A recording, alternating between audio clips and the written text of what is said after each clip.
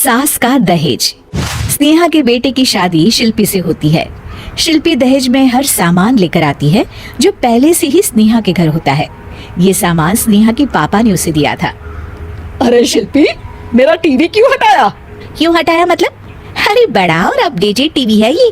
स्नेहा को गुस्सा आता है और वो शिल्पी के बड़े टीवी के बगल में अपने पुराने जमाने का टीवी भी रख देती है। बड़ी आई अपडेटेड वाला।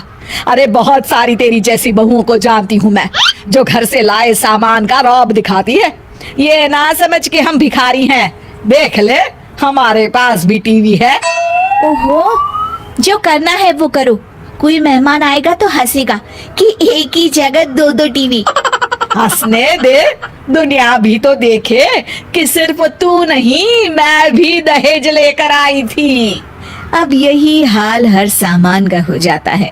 ड्राइंग रूम में एक साथ दो तरह के सोफे रखे होते हैं, एक नया आलीशान तो एक पुराना लकड़ी का। शिल्पी स्नेहा की इस आदत से काफी दुखी हो जाती है। एक टीवी पर रामायण चलती है तो बगल की टीवी में फिल्मी गाने, किसी को किसी की आवाज भी सुनाई ना पड़े वैसे।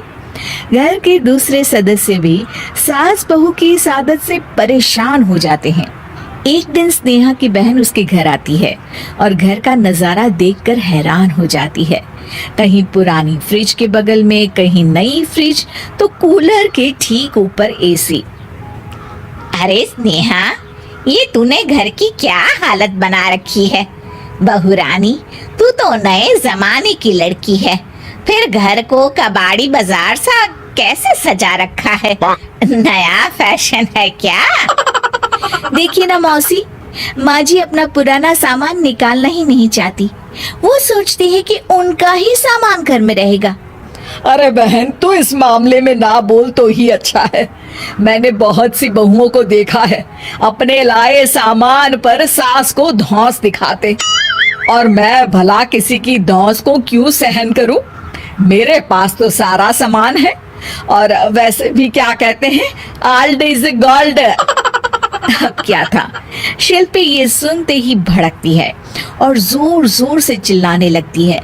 वाह माँ जी वाह, जरा अपना सोफा तो देखिए, ऐसा लग रहा है खुदाई से निकला है लकड़ी का।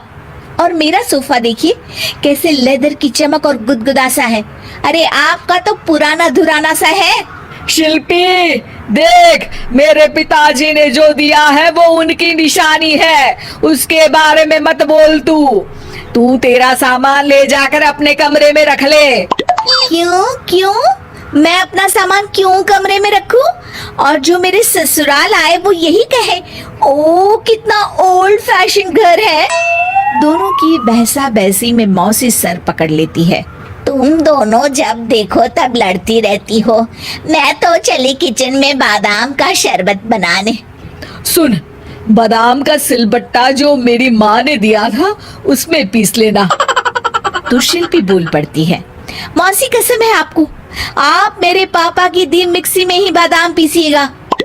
खैर, मौसी तो जाती है किचन में, लेकिन ड्राइंग रूम में सास बहू की बहसा बहसी जारी रहती है।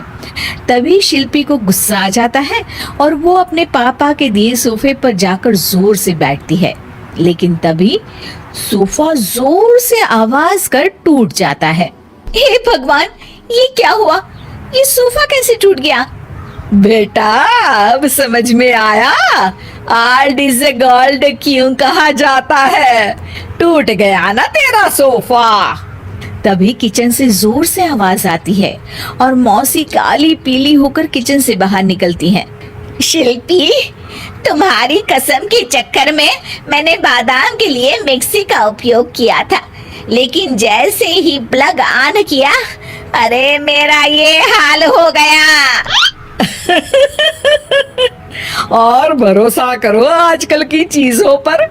मैंने तो कहा था तुझसे, माँ की सिलबट्टे पर बादाम को पीसती तो तेरा ये हाल ना होता और स्वाद का स्वाद बरकरार रहता।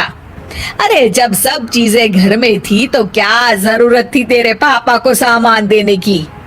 वैसे भी बहू, आजकल दहेज वही मांगता है जिनकी खुद की काबिलियत नहीं होती। आप ठीक कह रही हैं माँ जी, मेरे लिए ये सौभाग्य की बात थी कि आप लोगों ने पापा से कोई डिमांड नहीं की थी, लेकिन मैं आपको समझ ही नहीं पाई। मुझे माफ करिए। अब इस घर में नई चीज तभी आएगी जब पुरानी खराब हो जाएगी।